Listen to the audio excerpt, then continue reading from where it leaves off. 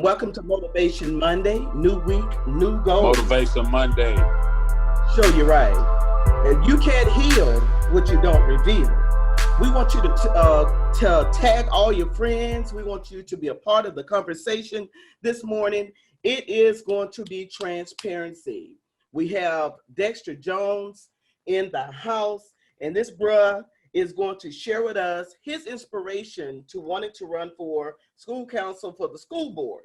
I want you to follow us on social media, Facebook and Instagram at Relationship Lounge 19. We are a Podomatic,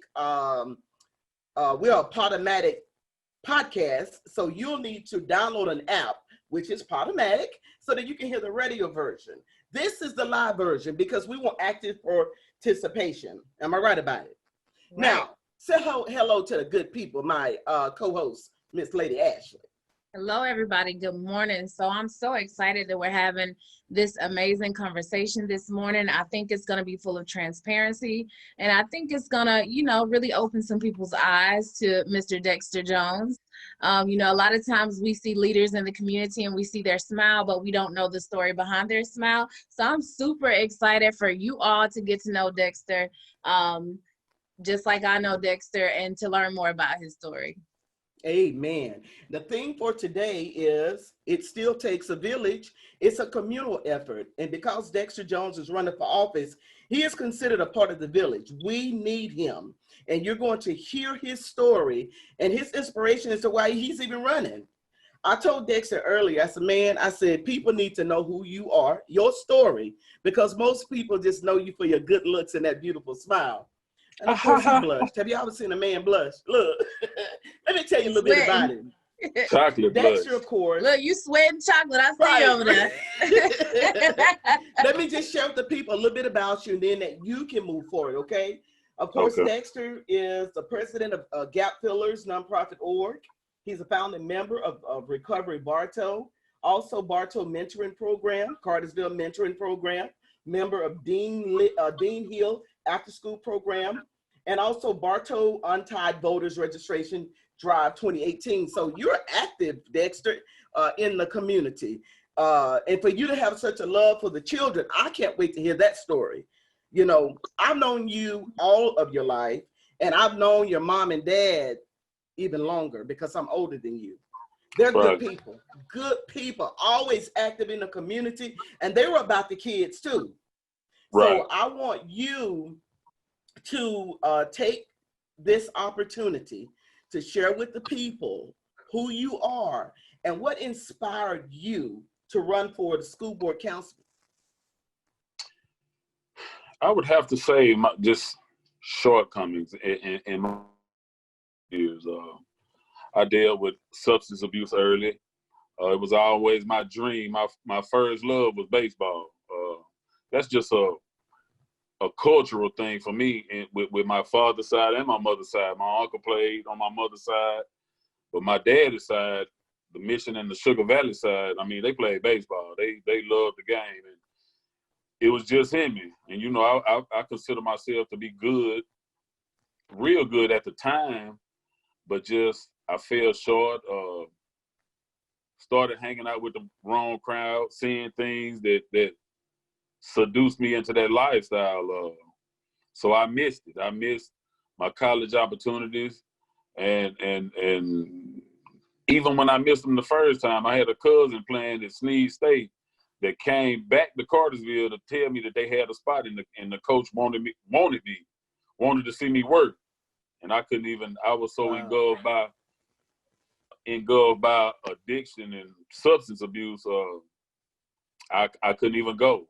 But the thing that drives me, man, is just now, man, ever since then, man, I had regrets of not performing and doing the thing, obeying my parents, really, because I just, went down. I wouldn't come home when I was supposed, just disobedient.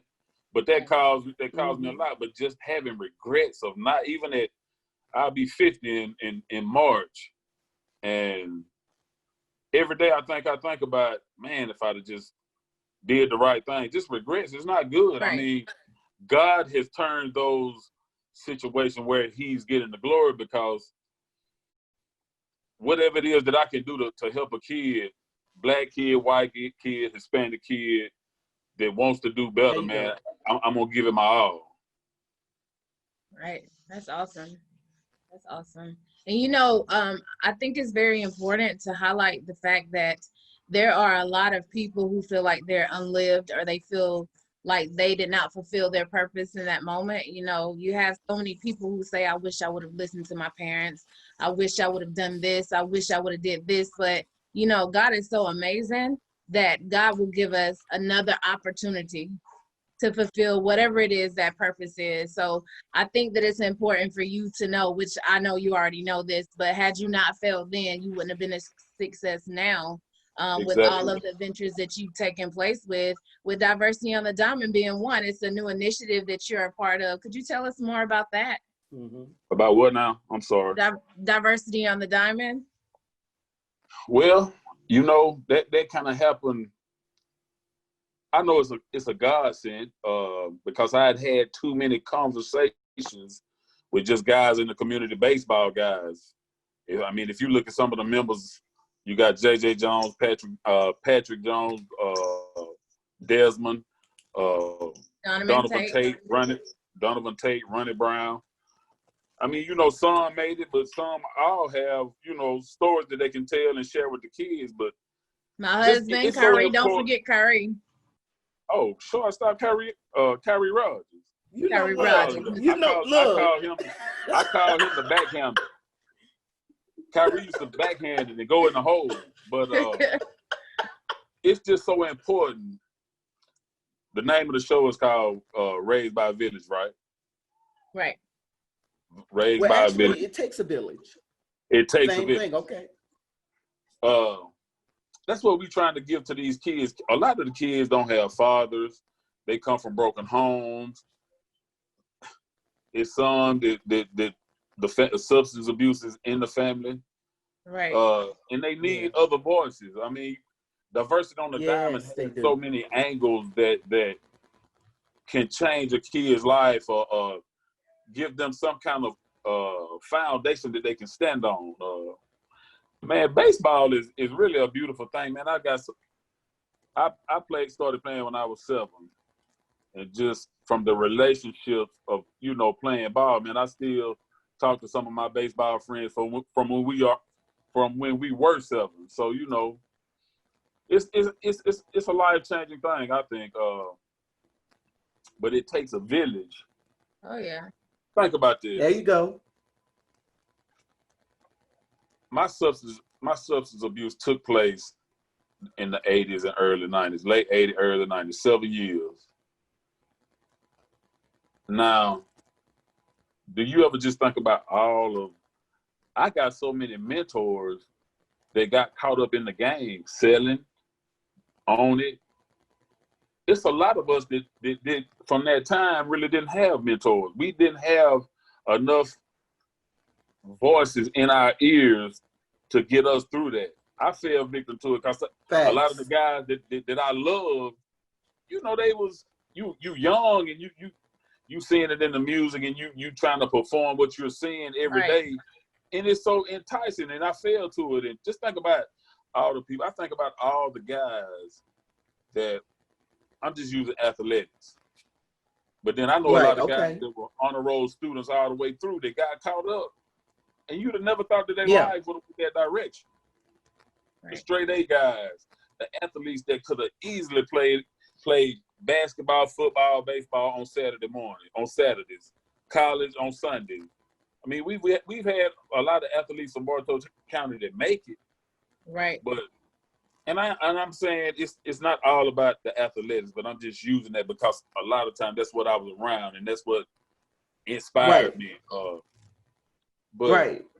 But it was such a big gap in my life from having my uncle. I was raised by a village. My mom and dad didn't. They're not the only ones that had their talk about on me.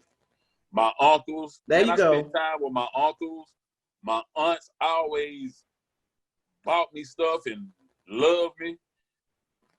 And you don't really know how important that was until you get to be an adult and you look back and say, man, this is why I ain't got no choice but Ain't to that the love truth? because I got so much Ain't that the love. truth?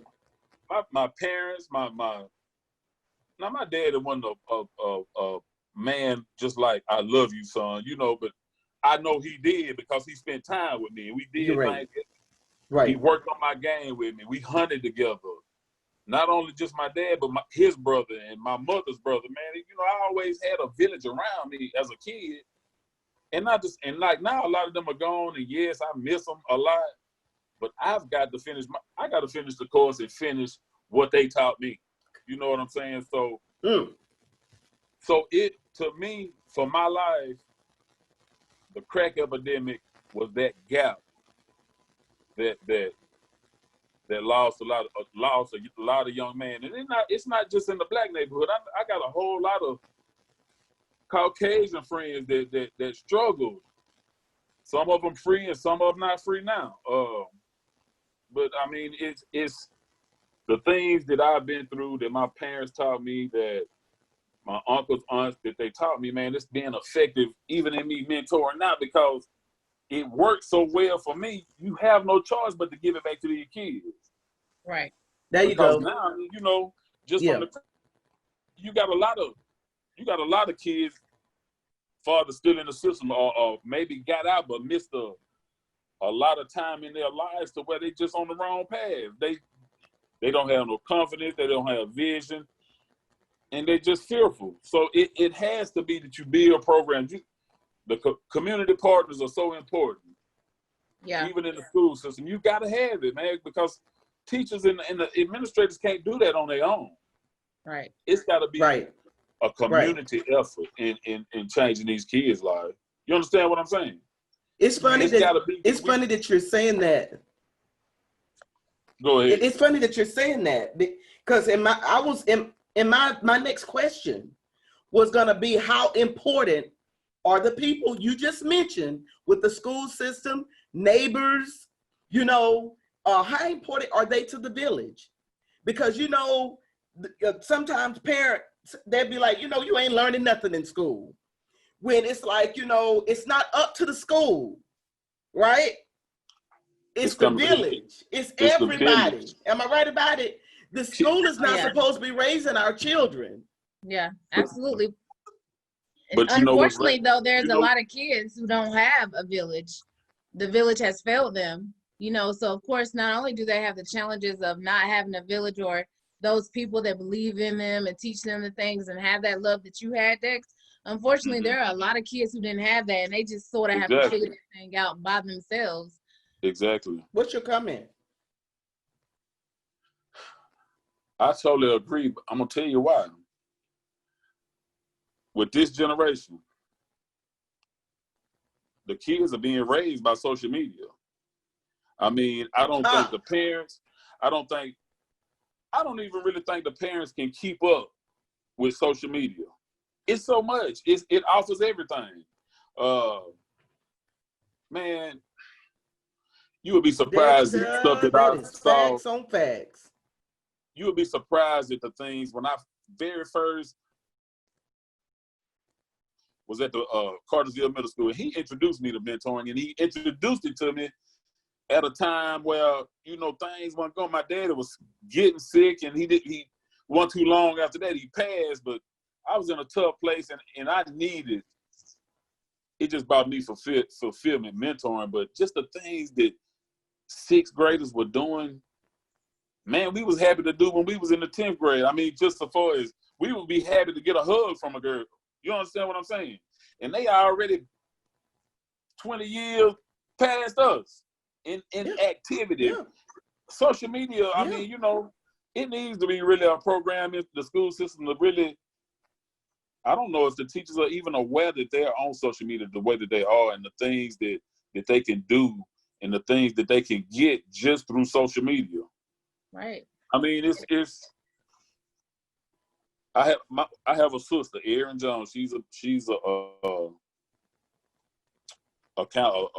licensed counselor, and she was just telling me that people are having sessions just because they're not getting 30-year-old adults that you know, are getting counsel because they're not getting likes on social media. She said she read some on that, and she studies her stuff. But I'm just saying, man, the teachers are up against. The administrators are up against it. I mean, you know, if they're not getting solid directions from home. Right. And then you may have a broken home where it's just a mom with kids. She working 2 jobs. She got 2 other kids, so she ain't spending the time with them that she needs. So it's just a battle. And that's the story of a lot of our community. You're absolutely right. And you know, it dates back to the plan that Reagan and Nixon had to divide the Black home. You know, it took the men, it put men in jail and mass incarceration, which is another issue. And then it left the mothers home to raise the children alone. But then the mamas are working 2 and 3 jobs, and they don't have time. It's not that they don't have time, but they're trying to provide and trying to survive. And so there's a lot of things that our children were not being taught. You know, and as far as the likes and adults having to get counseling for that stuff, it all goes back to the root cause, which is rejection.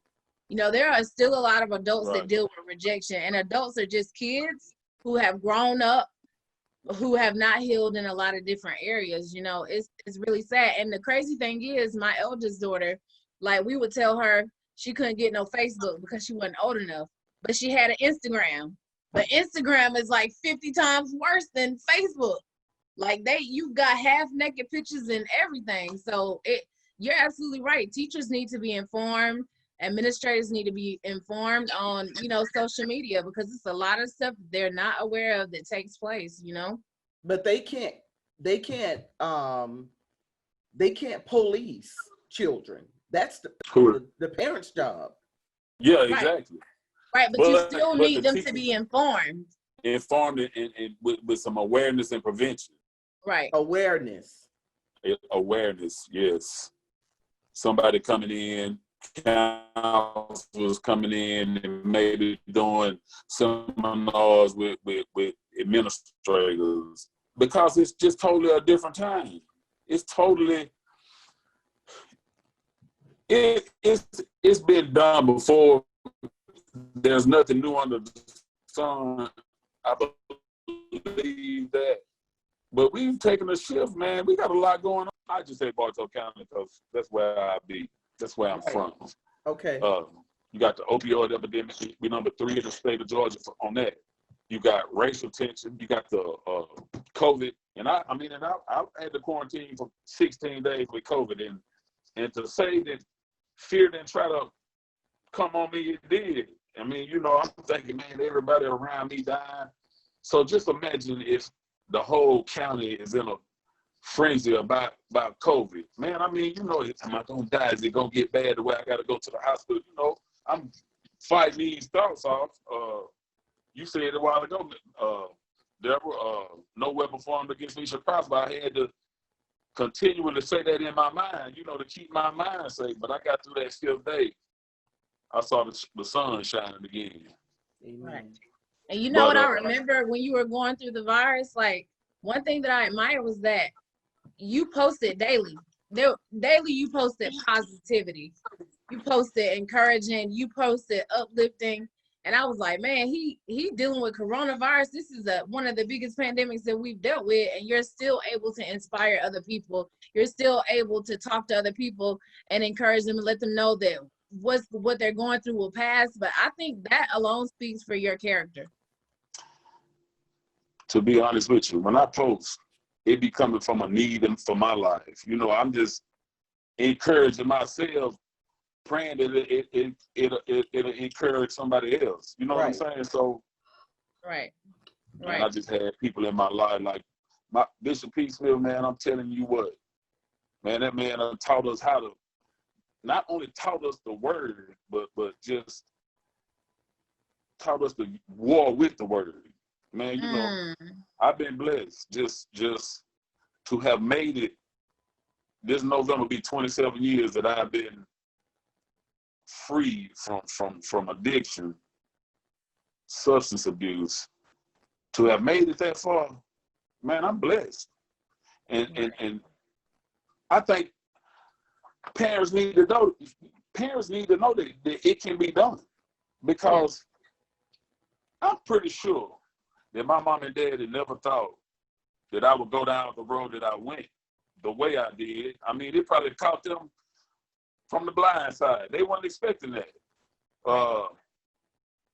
So you can't say that it won't happen in a two-parent household, because it can. And I know people that struggle with it too from a two-parent household.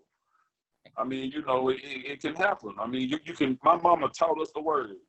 They kept us in vacation Bible school. They did everything that they could. They did their best. Not to say that we didn't have any dysfunctions, because we had those too. But I'm telling you, man, the word at my worst on drugs, doing drugs, at my worst, I never stopped hearing the word that she taught me. I would say a parent that's raising kids, parents that's raising kids. I'm gonna tell you a scripture that's so real, and I'm coming from the child that was dealing with addiction. The scripture that says, "Train up a child in the way that they should go, and it will not depart from them." Man, that's real. That, I'm telling you, man, I could be on the cocaine, somewhere doing some cocaine, and hear things, hear my mother's voice or hear my daddy's voice from something that they had taught me, and I would have to get up. Sometimes I feel like my buddies thought I may have been the police, just because even then I could hear it. It would be in my mother's voice or my daddy's voice, but you know, it rescued me. It really did. Wow. So I mean, you know, parents, man, I mean, that's a tough job, and I don't have kids. I don't have not one child, but I love the kids, man, and I know what I took my mother through. But you know, I never saw her give up. When she found out what I was doing, she set me down and she said, "Look," this was her exact words. I remember it like it was yesterday. I was sitting on the side of the bed. She was sitting on my left side on my bed. She said, "I know what you're doing." She said, "I prayed and asked God to show me, because I didn't want everybody in the street to know what you was doing and me not know." And he showed me. He showed me in your when you went from marijuana to something else. He showed me, because your attitude would change. But she said, "God gonna save you, and no matter what you do or you've done," she said, "I love you." And man, that went all over me. That right there. And I still struggle with addiction for 3 more years. I fought it on my own, not giving it to God. But when she did that, man, that turned me around, and I didn't even know I was turned around. You know what I mean? Right. That was, even though I was struggling trying to do it on my own, God just started taking things out of my life that I thought I was finding peace in. I was telling somebody the other day, I still like hip hop, old school hip hop. I still listen. But man, it was a time I was going through deliverance and didn't even know it. It's a process. I would turn it on and start crying. Yeah. He was taking everything away.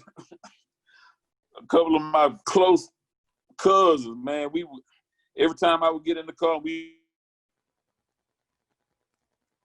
I started talking about God, man, I'm gonna get saved soon, man. They would tell, man, every time you get in the car, man, you talking about God, you be blowing out high. Right. I mean, you know, it's funny. But man, I'm telling you, them last 3 years was like I was battling it, trying my best. But every time I would stop, I would get worse. And my prayer, November the 6th, was a Friday night, and I did a little bit. But when I laid down there and I said, "God, if you take this desire away from me, I'll live for you." And he did. When I received Christ, man, I never had that taste again. Now, not to say that the enemy didn't come back, you know, and I would dream and wake up and seem like I could taste it in my mouth. He was after me. But when I received him, I didn't go out the house but to work. to church and to the gym to work out. I didn't go around nobody that I used to go around. He delivered me because I couldn't get away from my friends. That was a part of the deliverance for me too, that I couldn't. I just couldn't say no to them. They would call and I say, okay. But he took all of that away. He delivered me, and now I'm an advocate for the kids. 27 years, 26 years later. I mean, and I just realized now, man, about purpose. To me, with what's going on with the kids and the community, the people of the community, it's bigger than Democrat and Republican. There you go. Because it's affecting every area in Bartow County. Every social class, the rich, the middle class, the poor, the poorest, the homeless. Come on. God gonna be upset with us. Let me just say it like that. If we can't mature, walk in maturity, and love one another and work with one another to make things better in the community, I don't know what to say. You know what I mean? You know what? I think the enemy too, especially in this season, is using division as one of his main weapons. Division. Right. Division. Anything that's causing division, that's the enemy's number one weapon. You know what I'm saying? And you got so many people who professing that we're believers and we're followers of Christ, but we're allowing this race thing to get in the way. We're allowing the politics to get in the way, and then we're being divided. But I truly believe that God is calling his people to get into position, because there are some things there are some assignments that he has given us. We have the assignment to convey love instead of hate. No matter how hard it is, no matter what people do to us, we have a responsibility to operate with his character and with his love. You know, but the enemy, I'm telling you what, that I believe division is his number one weapon that he's using. And a lot of believers, they're missing it. 2019, we were saying, gotta have 2020 vision. 2020 and 2020. 2020 is here, and I see more Facebook posts about 2020 is not the year. It really is. Oh, but it really is. If you got 2020 vision, it really is. 2020, when all this taking place, God is showing us clearly where the need for love is in the world, really. He's showing us everything. He's giving us 2020 vision on this. Where the lacks are, what we need to do, man, it's got to get done. 2021 can be better. It's going to be better. I believe that. But 2020 has shown the whole world, we talking about Bartow County, though. 2020 has shown us everything we need. Right. And you know what? If I can be honest, you know, 2020, I mean, I know with everything that's going on that it's been hard, but this has been the season for the believer, because God has provided. God has been there. I mean, to me, it's been the season for the believer. You know what I'm saying? And so there are some good people have been forced to spend time with their families. You know, at one point, like I prayed for the world to stop turning so fast. You know, I prayed for families to become more important than sports, or I prayed for all of this stuff. You know what I'm saying? And it's like God said, okay, I hear you. And he slowed the world down just a little bit. So, you know, to some people, they can't see the positive in this year, but I see very clearly that there are a lot of positive things that have taken place. Positive things, but most of all, man, having to, a lot of people, you know, why is everything locked down? Why can't we go back? I mean, I understand, man, people don't want to go broke and they got to make money. I understand that. But if you took the time and just, I think sometimes, a lot of times we don't want to deal with what God is doing, bring it to the surface within ourselves, our own deliverance. Like the first month, man, I got like that, like, man, I'm ready to get out the house. But then, I mean, I just started, you know, God show me what I need to do or what. And if you're in the word, reading the word anyway, he gonna show you first. Everything he gives you ain't just for you to go tell every or time. preach it or teach it, but he gonna show you first.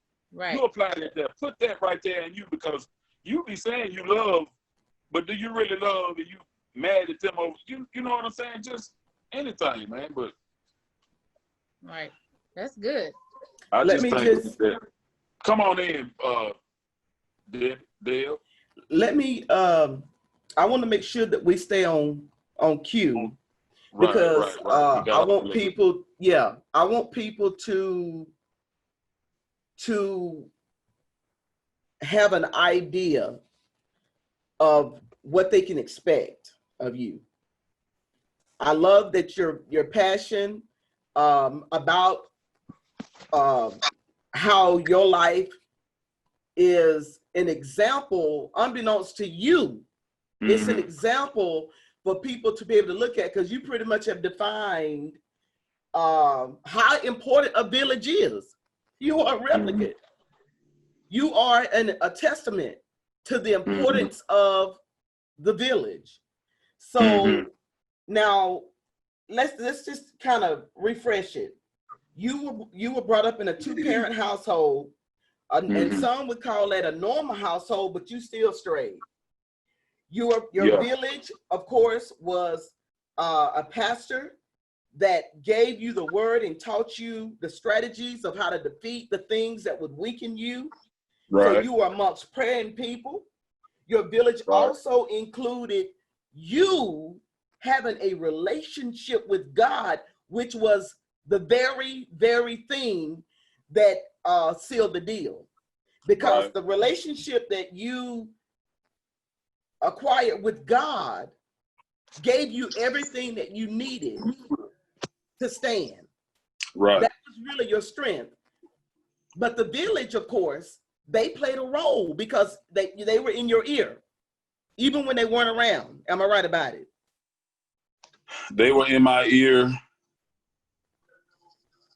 up until, now I can't say up until, but right there when I started experimenting with things, and just my mentors at that time, people that I had looked up to from my youth until 16, you know, majority of them got caught up in the game, and that's kind of what these kids need. I think number one in the schools, from what I've learned just through mentoring, the lack of men not being involved, not going to the schools. Yes. You know, pick it up on. I know when I first started mentoring at Cartersville Middle, and I would go, and I would ask Dr. Word, I said, "Word, man, why are they looking at me like this?" And he said, "Man, they don't see men out here like that. They don't see." He said, "They don't see black men out here coming to check on these kids." Say that. Black men. Yeah, because most of the kids that I had at the time, you know, the black kids. And he said, "Man, they don't hardly see none of us coming out here to check on the kids." Not since Coach Hill, you know. Yeah, I mean, nobody. Coach Hills of the day, you know what it's like, oh boy. You done started something though, Dexter. You started something. So it's like, I think you're going to have to like really press, because after this podcast, I believe people are going to look at you differently, because you've been transparent, and you've laid it, you know, you've laid it on the table, your desire and what you want to do. I believe that people are going to hold you accountable to you moving, you know, in different lanes. And with that being said, I need for you to answer for me, because the children are demonstrating symptoms of post-traumatic stress, behavior changes, depressive symptoms, also disruptive behavior in the schools. And as I mentioned to you earlier, the children they're not bad children. They just got some things going on at home. And then they're witnessing all this stuff going on TV. They deal with the shakes when they see the police. It's like, what can you do to create a safe haven for these children, a sanctuary? Because you are the mentor, you know what I'm saying? And you're going to be considered the voice for the children, all children. So that's right. really, really important that you are able to give them hope that, you know, by you being the city councilman, you're going to be their voice. Right, right. Well, my whole platform is awareness, mental health, and community partners, mentor, just boosting the mentoring programs, just having like wraparound programs for kids that's critical like that, with dealing with some mental health issues or whatever. Having wraparound programs where the counselor comes in and checks on them during the week in school and maybe does things with them outside the school, you know, spending time, because it just, all they need is a little time. You just right. some time with them and let them get to know you and become confident in that you're there to help and not hurt. Yeah. I just think that, and one other thing that I've been thinking about, like, okay, I was just saying 2020 has been a change. It's a change taking place, even with churches. I think it's time. It's time for outreach to be the outside of the four walls, not church services. Yeah, I'm not saying stop having church service, but I'm saying churches adopt a school. Have men come in, some men come in, and it ain't got to be that you come talking, giving them scripture. I'm pretty sure that majority, and I may be wrong, majority have heard scripture somewhere or the other. But it's just time for our love to be shown. Balance. There's a great balance. Yes. It has to be a balance. I mean, but it has to be that churches are involved. Definitely.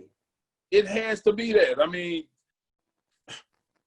it's all about the love. I mean, anything pertaining to God changing any situation, if we come together in the community, churches, it's enough churches in Bartow County to adopt a school. If a church got a school one month, like that initiative, the next church adopt a school. Yeah, then let another church adopt for a month. I mean, it's enough. But it has to be that we do something different for this generation and these kids, because you dealing with opioid, you dealing with, and now you got to realize this too, it's facts. 90% of people that deal with addiction started in high school. Wow. 90%. They started in high school. And just from some information that I received from a close family member of mine, just peer pressure? No, I ain't even talking about peer pressure, because I really was never, my peer pressure was just having low self-esteem at the time and didn't really feel like that baseball was enough to get whatever, you know what I'm saying? I just had low self-esteem. But what was I saying? You were saying that the church needs to get involved. You need to adopt a church. And you know, here's the thing. I think that this year the church is being challenged. I think this year the church is being challenged because we've gotten so comfortable with being inside of the church walls. But there's an initiative that has to take place where we go outside of the church walls. And like you were saying, a lot of times you don't have to quote scripture. It's about you just showing those kids love. It's about you being available. And I think that will bring more young people in too when the church becomes more available to young people. You know, a lot of times, like you go up in the church and you don't have the right thing going. Your speech may not be what it needs to be, but and a lot of young people don't feel comfortable within the church because maybe they don't look the part. And then you have the older people in the church who, not to knock them because they're there to help correct younger people. But, I just think that we're in a new day and time where young people are hurting and they're looking for a solution and they don't always want to hear scripture. But I believe that the true believer can operate in God's love without quoting a lot of scriptures. We got to show love. I mean, to all the kids. Right. Right. And, it's just, and I was saying earlier about the things that the world is facing right now with drug opioid epidemic, including, pills, heroin, fentanyl. Man, this stuff killing people. In reality, I mean, kids will start using it in middle school.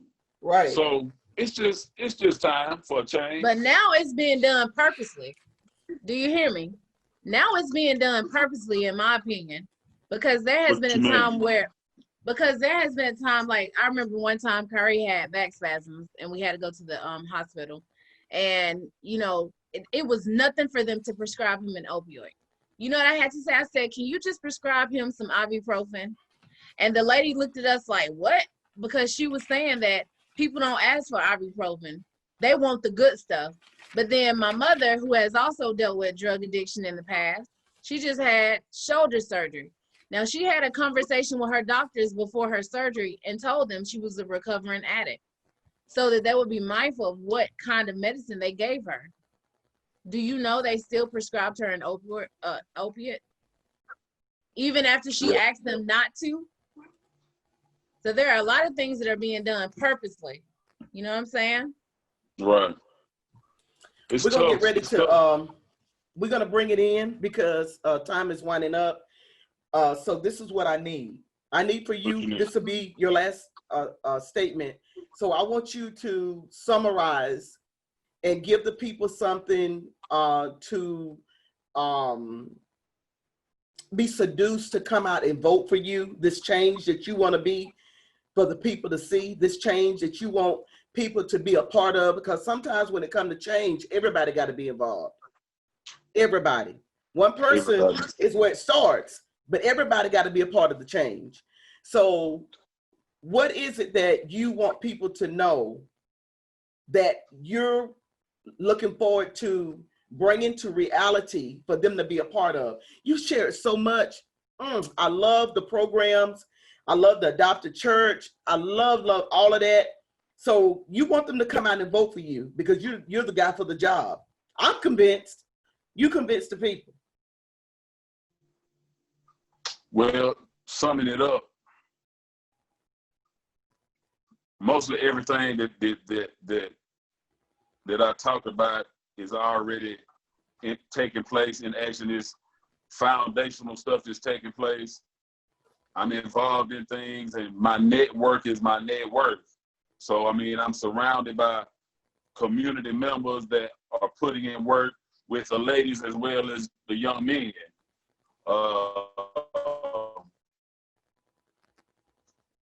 But it's just anybody that has passion for whatever you got passion for, you give it your all. Yeah. And my passion is to do my best to making building better kids, building better futures, because they are the kids of the future. I'm not gonna be. I'm ready to be 50 years old. Now God promised us 10. That's 70. Everybody don't make it. Some do. Some make it past that. I don't know now, but my time is coming. But I'd like to leave it in good hands with a generation from Bartow County that will produce change in the community for the better.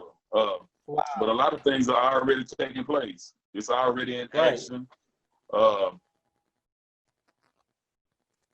That's about it. I just encourage the young people that haven't registered, get out and register and vote. Your vote matters. It counts. It counts. I love Bartow County, man. I mean, this is where I'm from. This is where both sides of my family is from. I want to give props to my niece, Madison McKinney. She's at Hampton right now. She's going into she's in her senior year. And wow. But if it wouldn't have been for her, I probably would have not been mentoring, because I started mentoring when she went to middle school. Now, Dr. Word encouraged me to be a part, but just her whole generation, I mean, she really been like my daughter. I followed her through all her academic accolades, That's sports, all right. But I just always got to give her props because she's always been solid to me. But without her, I probably wouldn't even mentor the kids that I mentored. So God has always changed. It's just mentoring and the kids is still a passion. Gotcha. Can you hear me? Gotcha. So Got I mean, you. that's what it is. I mean, I think that I'm that guy for that job. I really do. I just think my circle, my network, they all don't look the same. They from different aspects of life. I mean, you know, that's just how I operate. I'm a diverse guy. Right. And I like diversity. So I like to see people come together and get something done, and us all celebrate as one. You know what I mean? Right. And that's one reason why I wanted you as a guest, because I knew that you was going to represent all the people. Lady Ashley, I need for you to share in closing with the people why you think it's important for everyone to get out and vote. Right. So let me start off by saying a lot of people can talk, but a lot of those people don't back what they speak. They don't back that up. So one thing that I will say is that I know that Dexter, you not only talk about what you're gonna do, but you're already walking in what it is that you say that you're gonna do. And so for the people who doubt you, or for the people who are not sure to vote for you, I ask them to watch how you move. You know, and for the people who say that they don't feel like their vote counts, I just want to tell you that, you know, you already know our ancestors have fought for us to be able to have this right to vote. And I'm just going to keep it real. You're lazy if you decide to sit on your vote, because there are so many changes that need to take place, that has to take place. Our life depends on it. And so I encourage everybody to become active. If you don't know the candidates, research, get to know them. If you don't know if you want to vote for Dexter, research, get to know him, watch how he moves, and any of the other candidates, you know, because it's time out for just sitting down complaining. It's time for you to take a step, move forward, cast your vote so that change can take place. You know, but you know, I really want the message to be out there that, you know, it ain't a power thing. It's a change thing. Yes. It's about making change happen. It's for the kids. It's for the kids. I want to thank you, Dexter, for being a guest today. I've been looking forward to talking to you because, you know, really and truly, the focus is on the kids. They're our generation. They're the new generation. They're our future, right? And you got so many out there now, you know, they're so bold and they are moving in a different way. And you just that dude, you know, that you're patient, you listen well, you give them a chance to speak. I've never known you to be a judgmental type person. You know, you've always just been that dude. My kids love you. I love you. Thank you so much for being a part. Listen, man, you can come back anytime. Thank you for being a part of the Revealing Hill podcast live. This is new week, new goals. And what we're going to do is we're going to go out and make some things happen. So I want people to let nothing stop them from reaching their goals on this day. Remember to follow us on all social media, Facebook and Instagram at Relationship Lounge 19. And also remember this, you cannot heal what you don't reveal. Love yourself, love everybody, and be an example. Y'all have a great day. Love y'all. Love you too.